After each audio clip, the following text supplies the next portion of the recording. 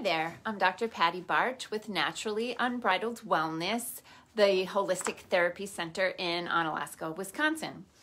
One of the services that we offer here is called thermography, and thermography is a non-radiation method of assessing pain and pathology in the body.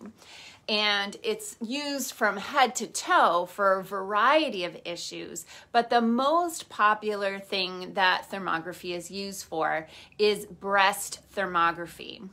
So we wanted to bring something to your attention because we received some correspondence from the Thermography Association.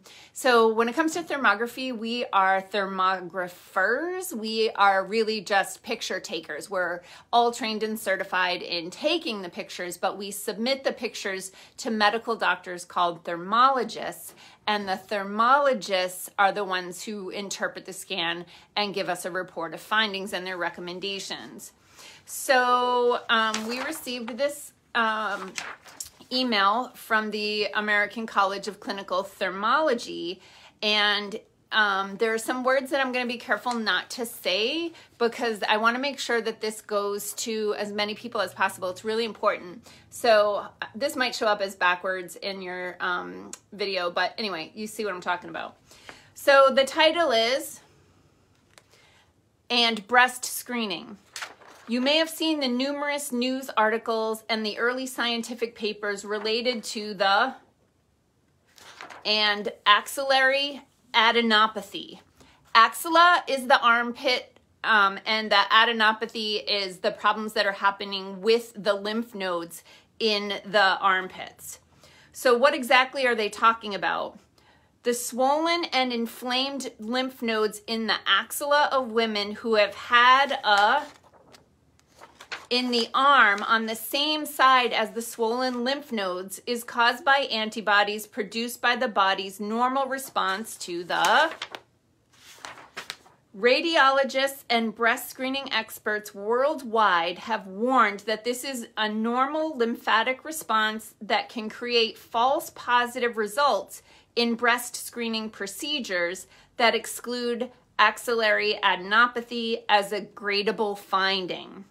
To avoid false positives and unnecessary additional testing, the lymphatic activity related to a response or reaction can be taken into consideration in all types of breast screening.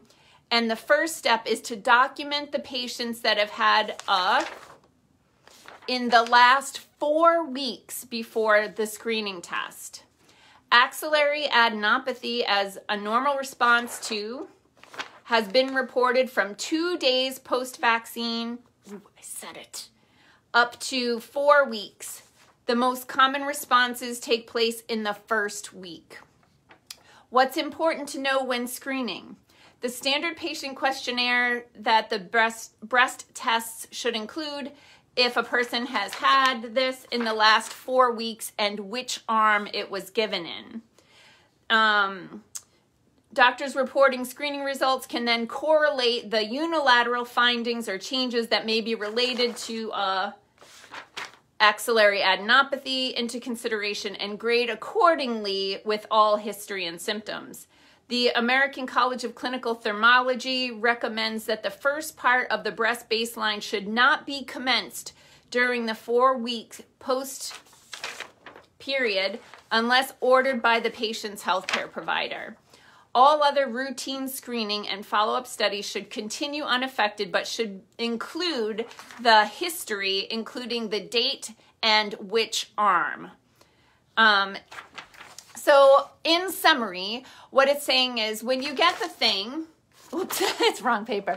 When you get the thing in your arm, it causes massive amounts of inflammation, especially in the lymphatics in the armpit, and there's a lot of lymphatics in the breast. So what it's going to do is because of that massive amount of inflammation, we're not going to be able to see if there's pathology in the breast. Aside from that, it's something worth considering that these things are generating massive amounts of inflammation in the lymphatics and in the breast, and inflammation is the first step to bad things. So anyway, if you're planning on having breast thermography done and you're planning on doing one of these, then please make sure that you schedule your appointment at least 4 weeks after you've had the thing.